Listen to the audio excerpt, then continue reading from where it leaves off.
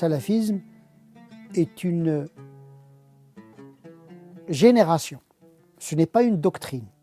Le salaf, ce sont les savants qui appartiennent aux 3 premiers siècles de l'islam, c'est-à-dire les compagnons du prophète, leurs disciples et les disciples de leurs disciples. Ils ont l'avantage de cette proximité historique par rapport à la révélation. Ils ont un accès facile au sens initial des textes. Ils ont produit toutes les doctrines théologiques et canoniques qui ont été forgées pendant ces premiers siècles de l'islam. Donc ce sont 3 siècles de la production intellectuelle. Donc le salafisme n'est pas le littéralisme, ce n'est pas le wahhabisme à l'origine. Le salafisme peut signifier également la doctrine hanbalite, qui est une doctrine à ne pas confondre avec le wahhabisme. Aujourd'hui, le salafisme tel qu'il se développe dans nos sociétés modernes, il est limité à des gandora, à des niqab et un accès mécanique au hadith du prophète. Et donc c'est une altération du salafisme initial. On est en présence du littéralisme. Et donc le littéralisme, ce n'est pas le salafisme. Donc il faut nommer les choses par leur nom. C'est le degré 0 de l'interprétation, c'est l'accès sauvage au texte aujourd'hui qu'on voit se développer dans des milieux qui n'ont pas une culture doctrinale, est une altération du salafisme initial. Et donc le salafisme est devenu péjoratif à cause des comportements d'un certain nombre de jeunes aujourd'hui qui sont plus dans l'option néo-wahhabite, dont l'obsession c'est de combattre les hérésies.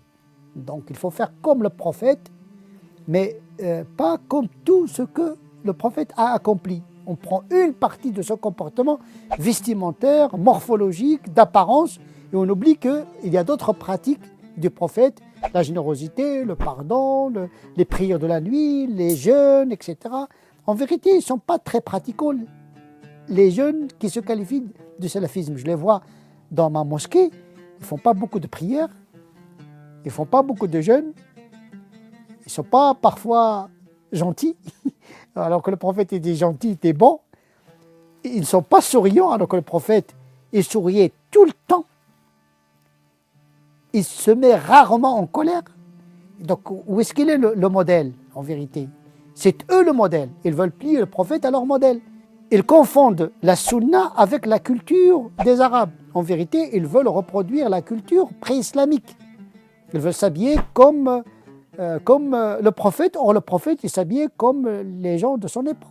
Donc, on est véritablement devant un phénomène qui part dans tous les sens.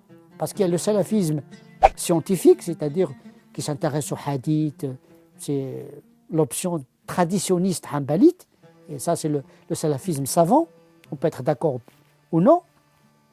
Il y a le salafisme littéraliste, des gens vulgaires qui n'ont aucune connaissance des textes. Il y a le salafisme djihadiste, c'est-à-dire le passage à la violence. Donc le mot peut signifier la chose son contraire. Et c'est ça le piège des mots, frères musulmans, salafisme, wahhabisme, etc. Tout ceci, ce sont des mots qui indiquent une réalité compliquée.